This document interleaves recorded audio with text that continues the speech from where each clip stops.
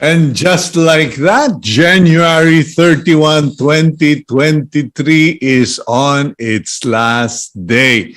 It's January 31, 2023, and at the blink of an eye, wala na ang Enero. So please be reminded of how time flies, how time goes by so quickly, and I do hope it is passing you by as you enjoyed it. Okay, mahirap yung ikaw po yung nagdadasal na sana matapos na itong buwan na ito. Well, anyway, January 31, 2023, it's a Tuesday, and I'm Cito Beltran, your host here on the program Agenda. Welcome to all of you, and thank you to all of you who are subscribers of Cignal TV, and of course those who catch us on Facebook and on YouTube. Today we are going to have a lecture from someone I respect, someone who has spent many years in public service. Hindi po siya politiko, siya yung true advocate of public service, and we will be speaking on a topic that you may or may not have heard, pero makinig po kayo ngayong umaga, listen in, because it concerns the Regional Comprehensive Economic Partnership, or RCEP, being entered, it's on the table already, being discussed, negotiated, and some people have signed up in the ASEAN. Ang usapan po kasi dito ay medyo mas bubuksan pa yung ating mga trading among nations, but there are people who are saying, that's so nice on paper, but what do we have to trade? Well, we will find out what is this RCEP, how will it affect farmers, producers, and consumers. Some say it's good for consumers, but bad for producers and farmers.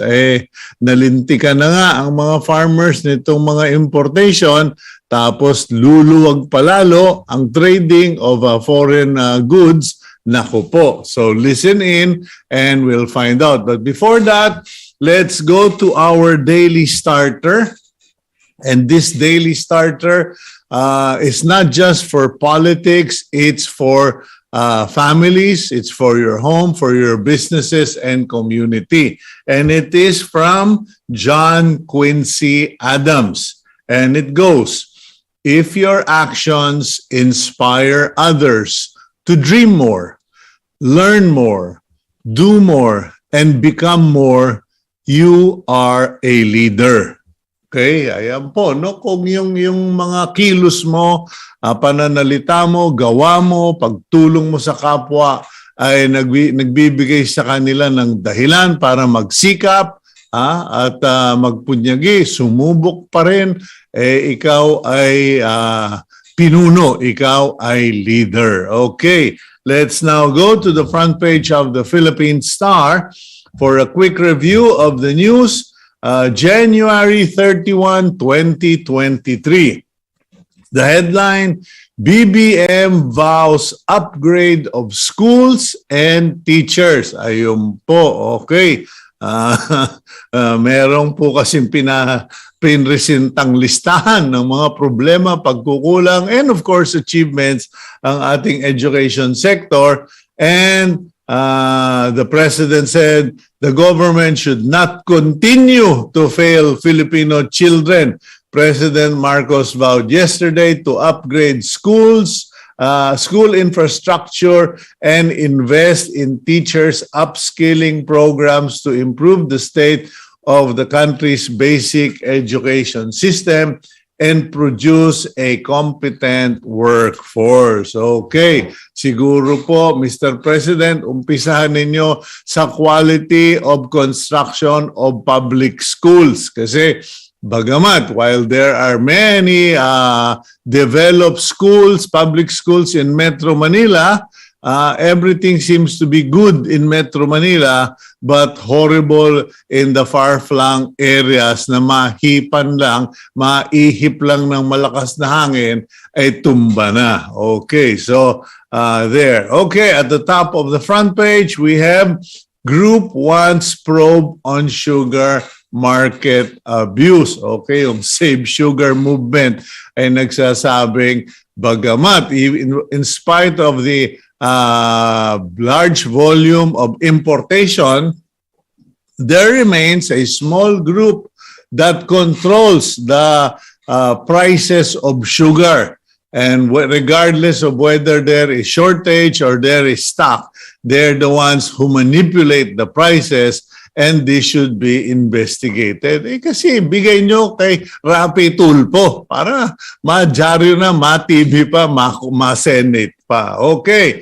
Meanwhile, COVAX to donate bivalent jabs to the Philippines. The Department of Health yesterday said the COVAX facility has already committed to donate bivalent COVID-19 vaccines to the Philippines, okay? And it will be sent to the country very soon, okay? Our target is to receive these donations within the first quarter of this year, though I cannot disclose yet the exact amount at the moment, according to OIC Officer in Charge Maria Rosario Vergere of the DOH. Okay, on the other side of the top of the front page, we have a photo of President Bongbong Marcos visiting the grieving relatives of Julie Ranara, and yan po, kuwang ko ang picture dyan po sa Las Piñas. Okay, and then further down, we have this huge photo in the middle of the front page, and it is a photo of a art installation. Okay, usong-usen sa mga real estate development, mga commercial complex, nagtatayo sila ng mga artwork, mga art installation kung tawagin. Yan po, 60 meters. And it is called the Victor, ang nagtagumpay, ang nagwagi. Okay? Located at the Robinson's Lands Bridge Township. Dito po yan sa Pasig City, aming lungsod. Okay.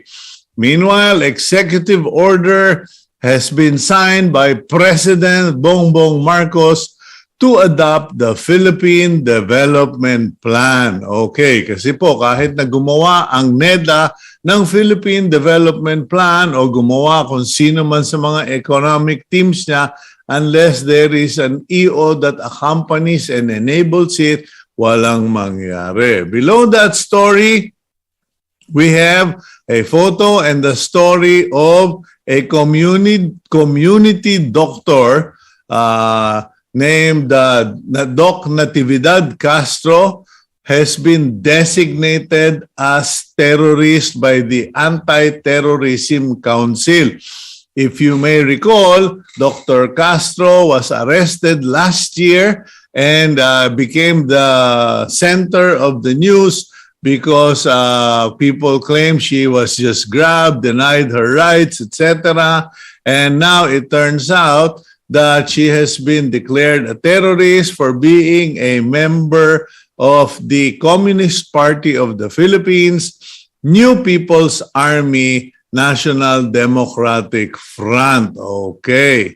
Tapos, to the other side of the page, PNP to the International Criminal Court, please respect Philippine sovereignty and justice system.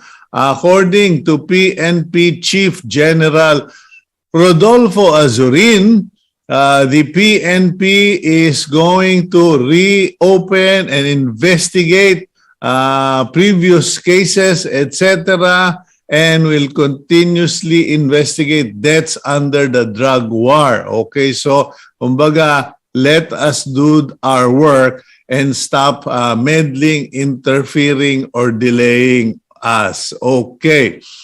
Meanwhile, first-time voters displayed their marked thumbs during registration of the barangay and Sangguniang Kabataan elections at a mall in Malabon yesterday. Okay, last day na po for registration. Okay, and the COMELEC said it is likely they will not extend the registration. Last but not the least, Pinoy climate scientist joins United Kingdom's Royal Society of Arts. Okay, Glenn Suerte Banaguas is the first science diplomat from the Philippines to become a fellow of the RSA or Royal Society of Arts of the UK. Ayan po. So, medyo basahin nyo na lang. Please read the Philippine Star today and get the subscription, buy your copy, or read it online. And you will pick up quite a number of news items that I can't read because of our other contents in the program. Let's go for a quick break. And when we return, pag-usapan nga natin, ano ba yung RCEP na yan? We'll be right back here on Agenda.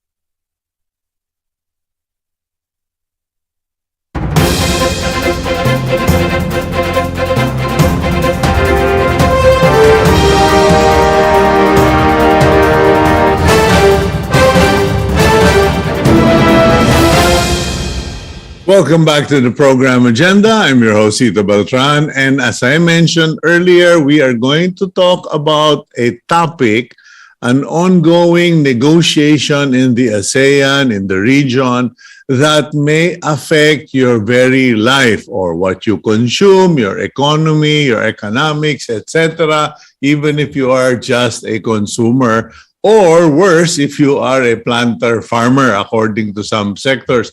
Well, I'm talking about the Regional Comprehensive Economic Partnership that I remember was being pushed by then DTI Secretary Ramon Lopez during his term.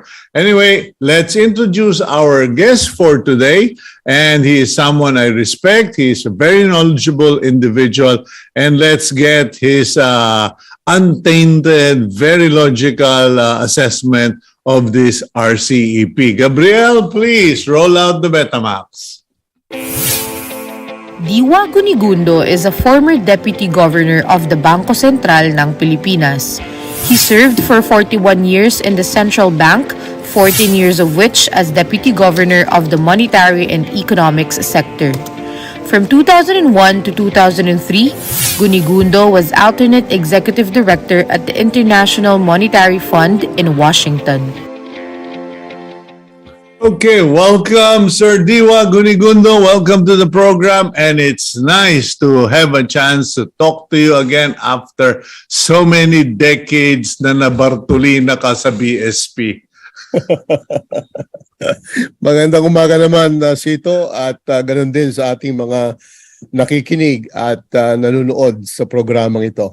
Okay, before we get into this RCEP, matanong ko lang, na-enjoy mo ba talaga yung buhay mo sa Bangko Sentral? Because parang hindi na kita nakita, hindi na kita nakausap since you joined it many years ago. Well, it was very fulfilling, no? Dahil maraming challenges sa BSP, no?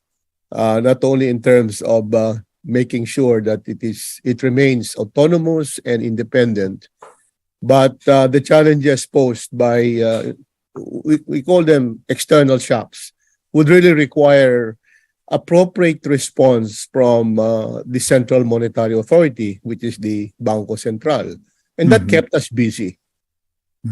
It's But very did you enjoy it? Kasi ikaw, naging magkaibigan tayo because of ministry, because of being Christians, and of course yung public life, no? Pero sabi ko nga masarap. Ano kaya ang ginagawa ni Diwa doon? Nagbibilang ng pera? No, to tell you the truth, Cito, no? While I was deputy governor of the BSP, I remained a senior pastor of our church. Okay? That's the Fullness of Christ International Ministries based in Mandaluyong. Okay. Yeah. So it was a very good combination between the ministry and the marketplace outreach, no? Which is the central bank. Kaya magandang combination yung dalawa. So may balance ka. May balance. I have time for the family during weekends. So I try to minimize my social obligations during the time. Okay. I try to avoid yung tinatawag na fraternization with those institutions that we supervise. Okay. So now, what are you currently doing? Because I'm not really clear on your status. I got the impression you retired, nag-move on ka ba, or are you still doing the same sort of work that you've been doing? Well, first, I work full-time as a senior pastor of the church. I write weekly columns for the Manila Bulletin Yes. on Thursday, and then on Friday, I write for the Business World. Okay? We are also connected with the Sim Kibun Institute for Financial Economics in Singapore. That's part of the Singapore Management University. And I have some consultancies, no, and board membership. Ayun. Okay. So, you're still a very busy person. Ako busy lang ako nagbibilang ng sisiw. Yeah, and Okay. during the pandemic, Cito, we were able to produce 3 or 4 books, no? Aha. Yung unang libro namin was done with the Asian Development Bank on regional integration. Second book was with AMRO, ASEAN plus 3 Research Monitoring and Research Office based in Singapore, also about regional integration. Thirdly is beyond the election. This is with the strat-based ADR. Yeah. We contributed an article in that compilation, which was launched late last year. And then finally, and it's going to come out on next month, no, in February. This is a book on economics and economic growth and adjustment, together with Dr. Dan Villanueva and Dr. Bobby Mariano. Okay, having said all of that, I guess that's our lead in to our subject matter, which is the Regional Comprehensive Economic Partnership. Paki-explain naman sa aming viewers, Sir Diwa, what exactly is this? Because, you know, even last year, when Secretary Mon Lopez was pushing for it, I kept trying to get them to talk about it in a lecture form here on the program, but no one really educated the public on the RCEP. Yeah. Well, ang RCEP is short for Regional Comprehensive Economic Partnership, RCEP na tinatawag. Okay? This is on top of the existing global trade arrangement that we call as WTO, World Trade Organization, which succeeded the former GATT, General Agreement on Trade and Tariff. Okay? Mhm.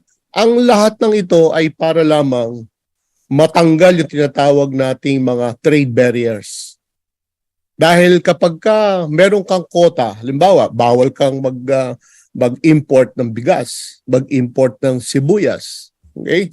So, trade barriers yan. Mhm. Kung lalagyan mo naman ng quota, okay, pwede kayo 50 million metric tons, etc. Yung ibang dapat na pumapasok para naman bumaba ang presyo ng sibuyas, halimbawa, presyo ng bigas, hindi makakapasok because you have such a trade barrier as quota. May limit sa quantitative. Ang tawag doon, quantitative restriction. Okay? Ngayon, para daw lumago ang global trade and investment, kinakailangan there should be a free trade in terms of fair and fair trade, free trade. So tatanggalin yung mga tariff o kaya i-reduce yung mga tariff so that there would be freer flow of both goods and services across borders. Kasi kapag merong mga trade barriers, whether tariff, tinatawag na tariff, ito yung, okay, nag-import ka ng bigas, 35% dapat bayaran mo sa gobyerno in terms of tariff. No?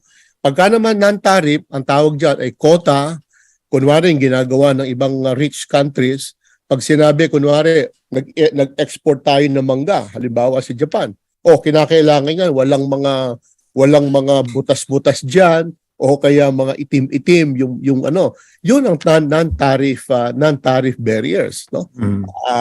At yung iba naman kamukha nung ginagawa ng Europe and US, meron silang tinatawag na agricultural subsidy.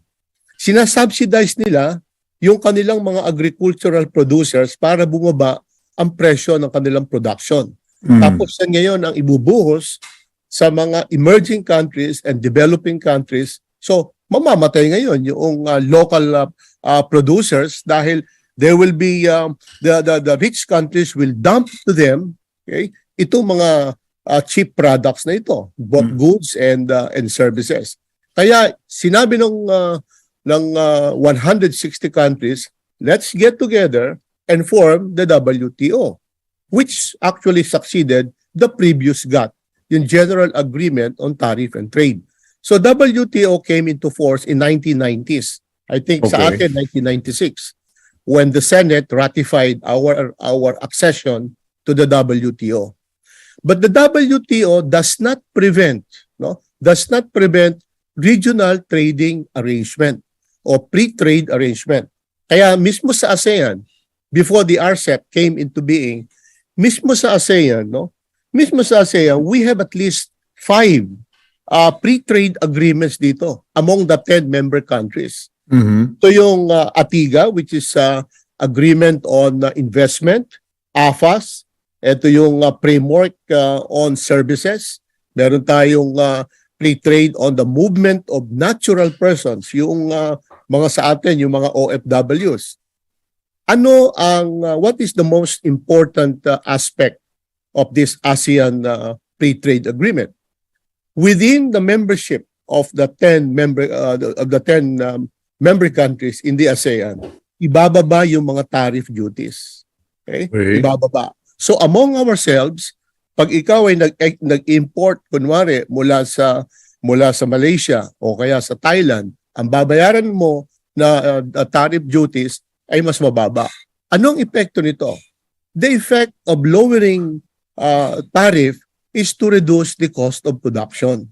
So when the cost of production, halimbawa, kailangan mo ng semento sa pag-produce ng semento, no? Ay let's say input number 1, input number 2. Kung lahat 'yan mababa, ang presyo ng semento na ipoproduce mo dito sa Pilipinas mas mababa.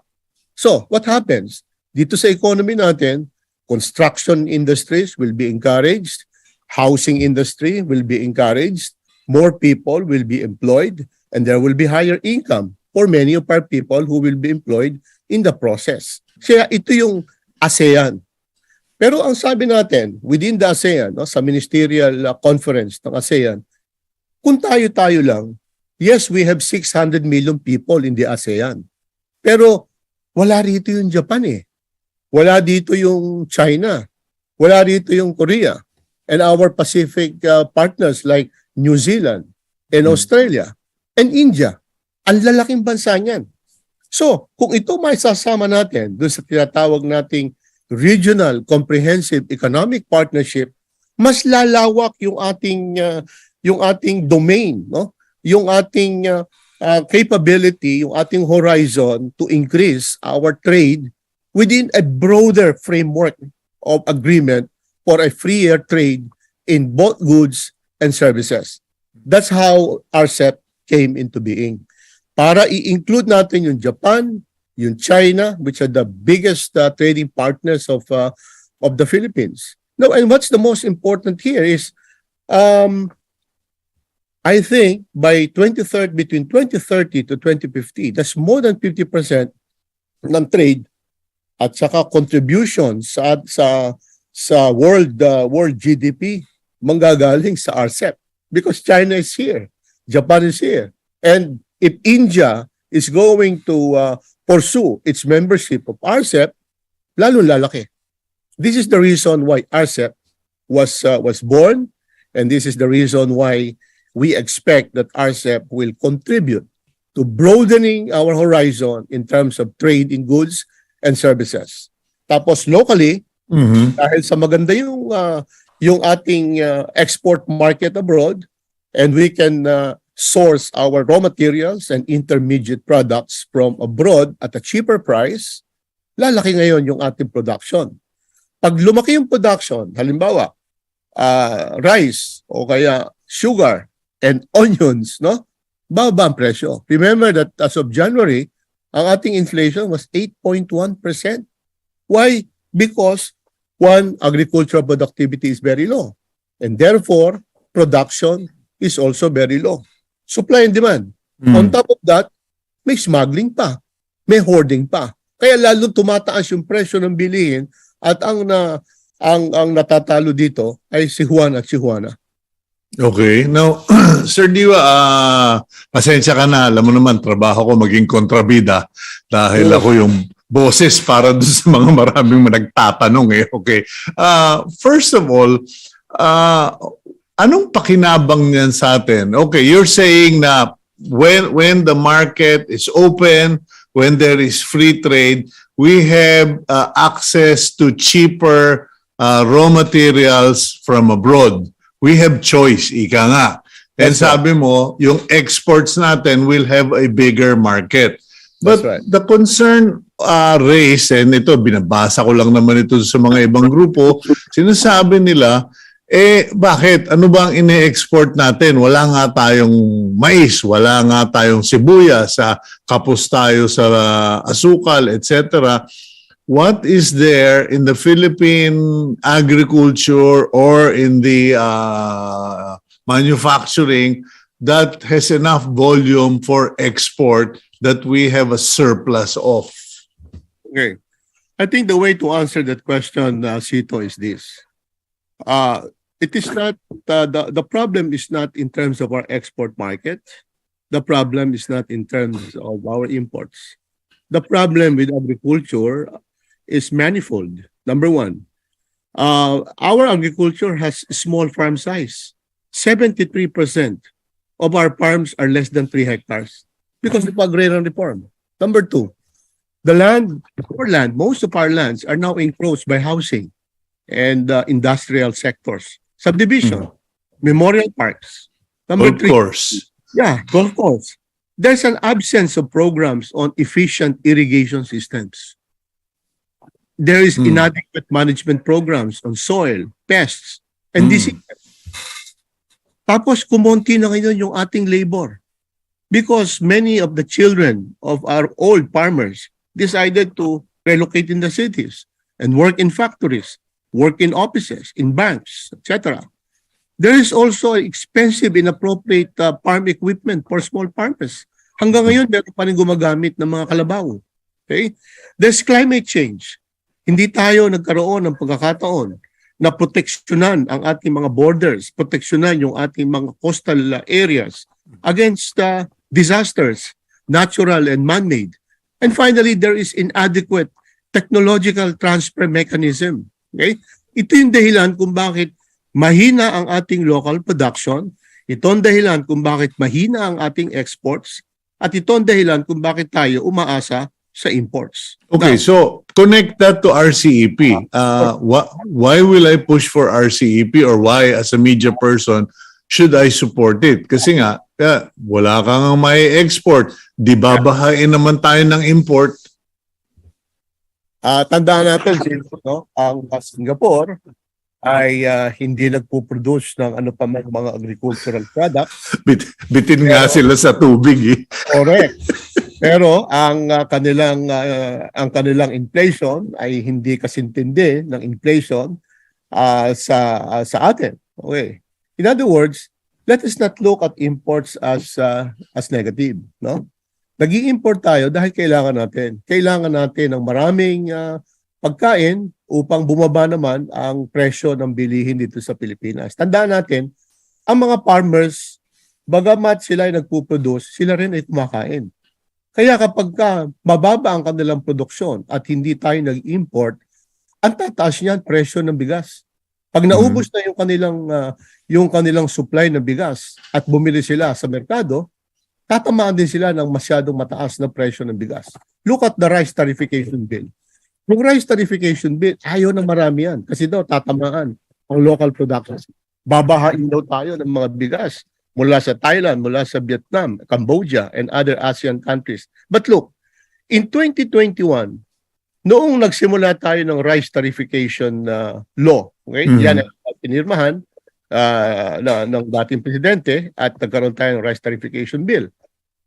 Ano sabi? Babagsak daw ang agricultural production. On the contrary, no? We were able to produce 20 million metric tons and it went up by 3.5% yung local production. Kahit na tumaas yung ating import ng rice by so many millions of metric tons, I think 2 million by metric tons, and yet ang local production natin umakyat. Which means, dahil sa yung rice tarification bill, anumang tariff, duties na makukuha doon, ito ay ibabalik sa ating mga rice farmers. In 2021 alone, we got, I think, 18.9 billion pesos, which was completely returned, okay, sa ating mga magsasaka. In terms of what? Research and development.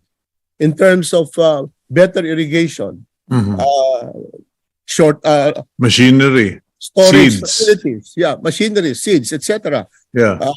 Disease and weather-resistant varieties of palay. In other words, kung ito ay magpapatuloy at lahat ng mga pera na makukuha mula sa tariff duties, ibabalik sa farmers so that the farmers will know how to take advantage of the best technology available. Kalimutan na ang kalabaw, magtraktora na sila, kalimutan ng mga pesticides, gumawa ng organic because that's the result of research and development. So Yeah, sa mga tataas ang production natin. Okay? Yeah, okay. That's with the rice tarification, Diwa. But what about yung sa RCEP? Kasi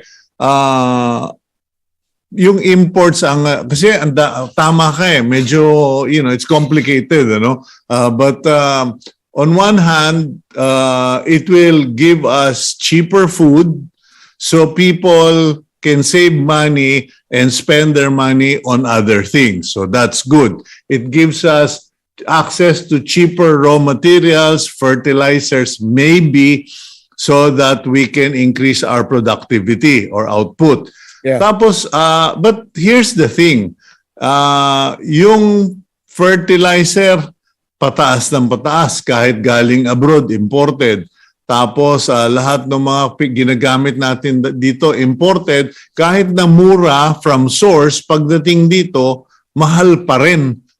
May nagko-control ng price, merong mga cartel, etc. And then, even the Philippine government is a cartel in a way because they're the ones who determine, pwede kayong mag-import, hindi kayo pwede mag-import. I'm sorry, no, I'm just being an ordinary Filipino here. Tama yan, Cito. Ganun yung pananaw eh. Correct. You are right. Completely right. Pero that is not because of RCEP. That is because of bad governance. Yeah, but how will Hindi RCEP RCEP yan. correct that? No, ang RCEP gives you yung body, yung framework, yung environment. In other words, kung ang ating ang ating pamahalaan ay makakaayusin ang ating agricultural sector by addressing all of those problems that I listed, Mhm. like encouraging investment in agriculture, encouraging investments on increasing and sustaining productivity, etc., then we will be able to increase our capacity to produce. And if we are able to increase our capacity to produce, then we can export. At wala naman dahilan para hindi tayo maglumago dahil kapag ikaw ay nangangailangan ng mga produkto mula sa ibang bansa, RCEP provides for lower tariff. RCEP provides for freer and better access across borders. In other words, naririyan ang environment which is provided by RCEP. It is up to us to implement the better aspects of RCEP. So Ayun. we cannot divorce bad governance, we cannot divorce bad policies from the successful implementation of the RCEP. And by the way, hindi pa tayo miyembro ng RCEP.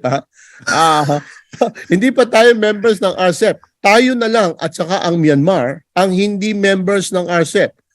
All the other 8 members of the ASEAN are now members of RCEP. Tapos yung Australia, New Zealand, Japan, China, and Korea are now members of RCEP. Their respective parliaments have ratified their accession to RCEP. Tayo hindi pa. We were supposed to do that last November. The discussion and the debate in the Senate took place in June, and for 5 months, pagdating sa November, hindi pinasa. Why?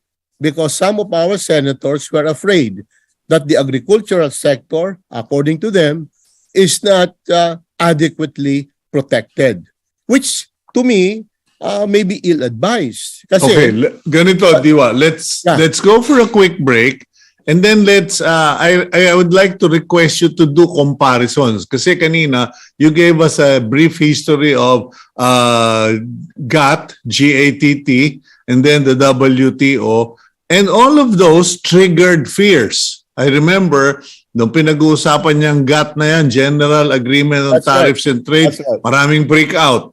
Yung WTO, hanggang ngayon, maraming minumura yung mga former presidents for entering in the WTO. Yeah. Pero what were the outcomes? Kasi sabi mo nga, doon sa rice tarification, kasama na ako doon. We were all really against it, worried about it.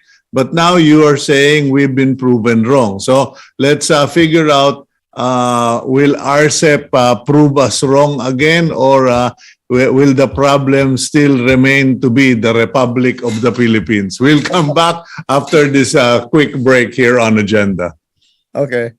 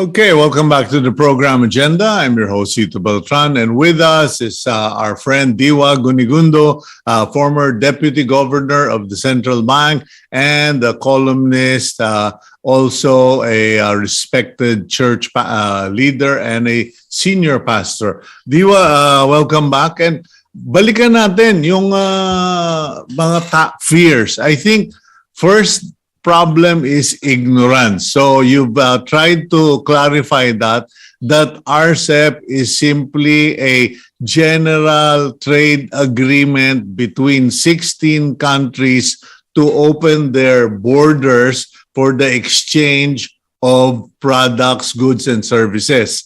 Now, meron bang limitations, restrictions? Okay, pag-uusapan lang muna natin, we will only limit ourselves to finished goods, to raw materials, or whatever? Or is it open? Basically, it is open. By the way, hindi pa 16 countries, ano? Bali, 13 countries pa lang ngayon, yung talagang nag-ratify. So, they're waiting for the Philippines and Myanmar. India, I think after 7 trade negotiations, and there were about 30 trade negotiations until RCEP was finalized, decided to drop out ang India.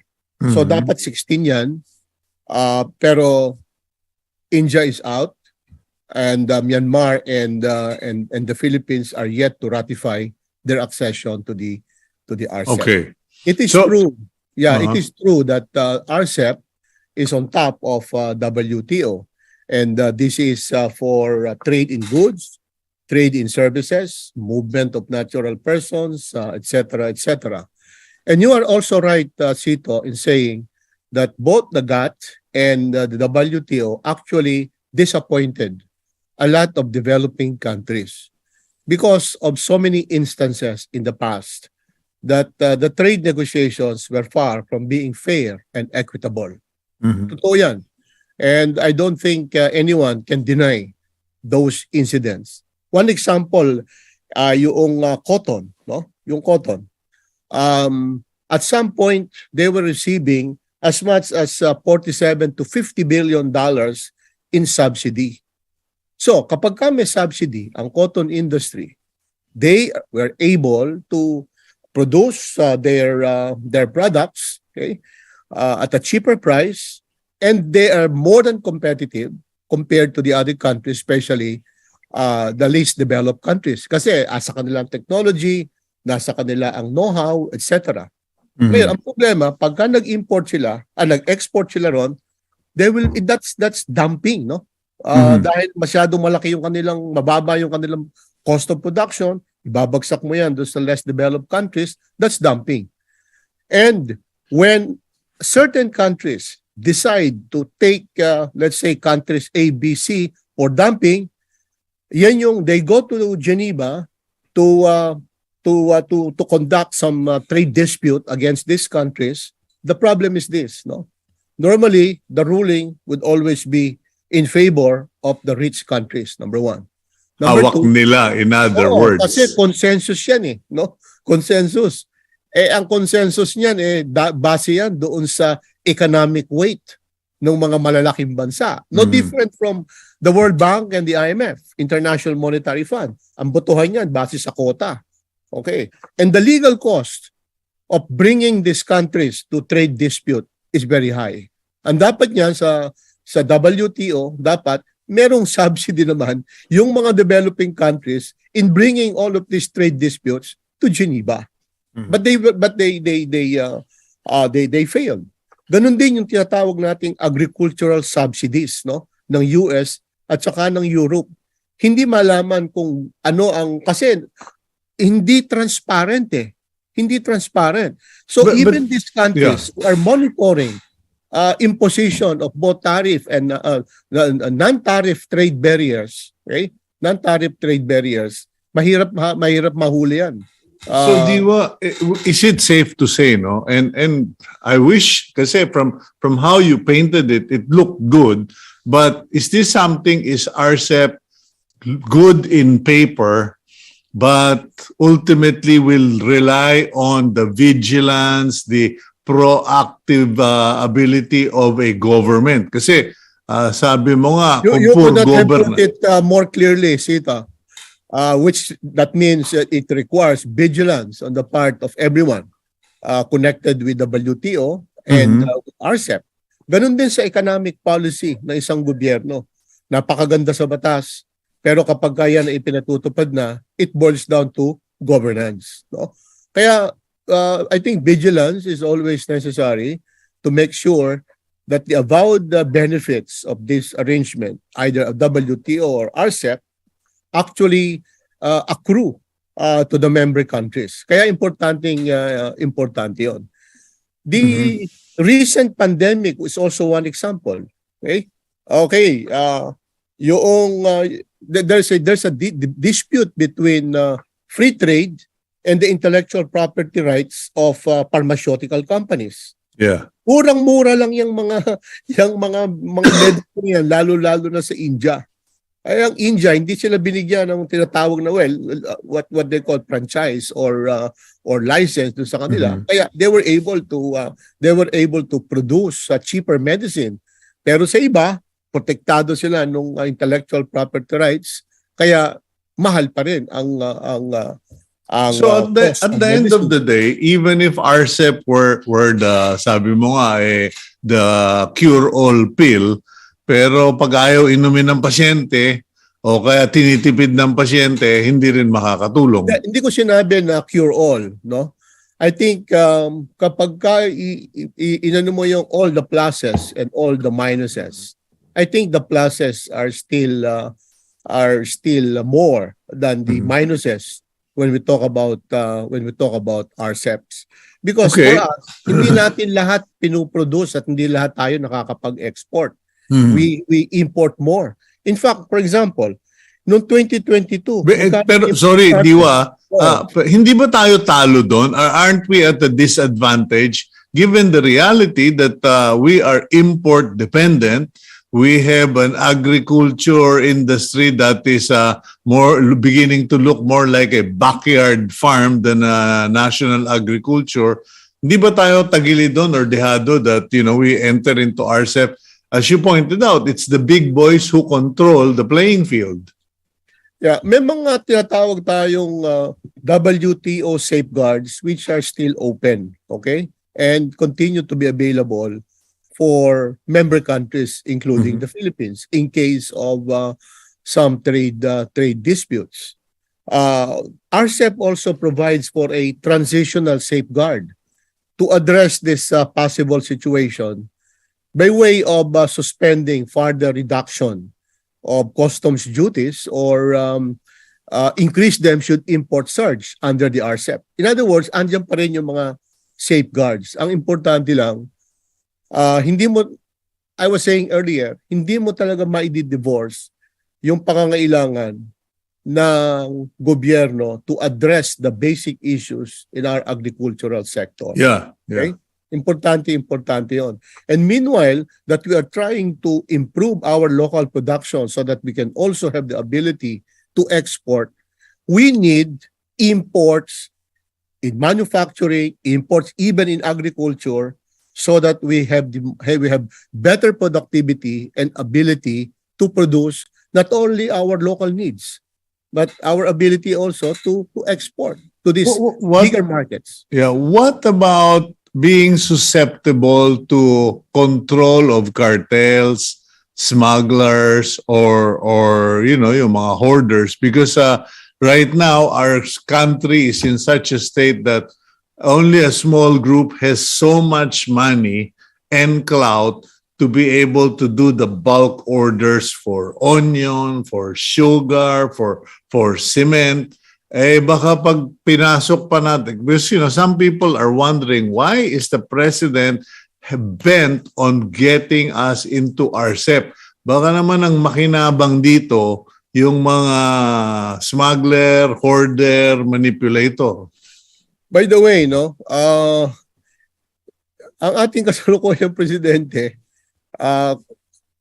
in contrast to President Duterte, si President Duterte immediately signed on the RCEP, Mhm. okay? For the debate to start and for the Senate to ratify. Mhm. At President Marcos, upon the assumption of duty, said that we need to be more careful in terms of going into RCEP. Okay? Hmm. So hindi naman niya tayo pinupush dito. No, but according to Zubiri, this is one of the president's priority bill. This RCEP. Ewan ko, talkies na naman ba yan ng Senado? Hindi ko alam kasi I read that from the broadsheets that Yeah. the president, upon assumption of duty last year, he said, hindi muna natin dapat na pag-usapan yan, dapat pag-aralan muna. Okay. So, meanwhile that we are looking into it, we are discussing the pros and cons of RCEP. Ang Mhm. sabi natin kanina, I think if we take note and make an accounting of those pluses and minuses, I think it will still be in favor of joining RCEP. In Because- favor ideally. That's right. Now, yung issue ng hoarding at saka yung issue ng cartel, this is a separate issue from RCEP, no? No, but can it be used? Can RCEP be used? Kasi open door policy na yan, di ba? Kumbaga Open parang door policy, but there are still tariff, you know? Ang ng RCEP is really to bring down tariff. Pero when you try to bring down tariff, it will be subject to negotiations. Hindi ibig sabihin zero na lahat. No. For example, ibinaba daw yung the president signed an executive order keeping the tariff duties on certain agricultural products steady. For example, when people import rice, it's still subject to 35% tariff, no? okay. When we import corn, that's between 5 to 15%. And when we import pork, it's between 15 to 25%. So hindi Mhm. totoo na totally zero na yung tariff, no? Mhm. Kaya nga ang gustong mangyari sana ng Kongreso ay gamitin yung rice tarification bill as a model. Ano mang makuha sa pag-i-import ng pork, sa pag-i-import ng rice o ng yung rice, may rice tarification bill na tayo, no? Yung corn, yung pork, at iba pang mga produkto which are critical, yung lahat ng makuha dyan, ibabalik sa mga farmers. Okay. So that their productivity will increase, and Yeah. they will also be there will be access also to technology and know-how. Yeah, So but Diwa, what happens to like Thailand? Ikaw, mas marunong ka kaysa sa akin, ano? I mean, I have no problem admitting this, no? But I was given the impression, I was told by one of the sectoral reps of Agri, na in Thailand, and I think Vietnam, they don't allow the importation of pork and chicken because it is designed to protect and support their local industries. Now, what happens in situations like that? If you sign up with RCEP, are you forced to now say, okay, pwede na rin kayo mag-import or magpadala sa Pilipinas or sa Vietnam or Thailand? Kasi yung quota, no? Merong ano diyan, there are also regulations and rules. Kaya gusto natin rules-based no? Rules-based trading system. So that if there are rules and rules are there to follow, hindi na magkakaroon ng problema defining how much to export or how much to import. Yung sa Thailand at saka yung sa Vietnam, it is because they produce sufficiently for their own citizens, no? Yeah. Tayo, konti lang na magkaroon ng swine flu o kaya ng konting ihip ng hangin o kaya ng bagyo. Biglang tataas ang vegetable, biglang tataas ang presyo ng ating agricultural products. Kaya hindi natin po pwedeng sisihin sa international but my point was, if let's say there is an existing law or policy, no importation of these goods or these products, will RCEP membership force the country to, well, okay, we have to adjust and open the door a little? Hindi RCEP yan eh. Sa WTO yan in the sense na right from the very beginning, yung tinatawag nating mga quantitative restrictions under the WTO, they are bound to disappear over time, depending on the timetable of the member countries. For example, doon sa bigas, dapat matagal nang tinanggal. Yung tinatawag nating quantitative restrictions. Dapat tinanggal na yung quota na yan. That is our commitment sa WTO. No? Yes. So, what do? Pag tinanggal mo yung mga quota na yan, tinanggal mo yung mga quantitative restrictions, you are duty bound to replace them with tariff. So, itatarify mo lahat yan. So, sa halip na pagbawal mo yan, itatarify mo. Ganun ang sistema. Hindi yung forever, isasarado mo yung mo. Remember that under the international trading system, ang mga bawal lang ng mga ini-import o kaya po pwede ka magkaroon ng mga quantitative restriction, halimbawa, explosive, no? Firearms, yung mga ganung klaseng import. Pero kung halimbawa, bigas o kaya mga iba't ibang agricultural products, no? Under the international trading system, the direction is towards the dismantling of all of those quotas and quantitative restrictions in favor of tarification. Well, this conversation we've had kind of makes me wonder about the future because yung ginamit mong example na Singapore na wala naman silang agriculture industry so to speak, medyo will we eventually become a country that no longer relies on agriculture? What do you think? I think whether we like it or not, the agricultural sector is here to stay in the sense that even if we have a reduced hectareage planted on these products, the point is to improve our efficiency and productivity so that even if we have limited amount of land, we are more than productive, we are more than efficient so that we can have the ability to produce more for our people. And our reliance on imports will be much, much less. And even if we have to import, the cost of importation should be reasonable.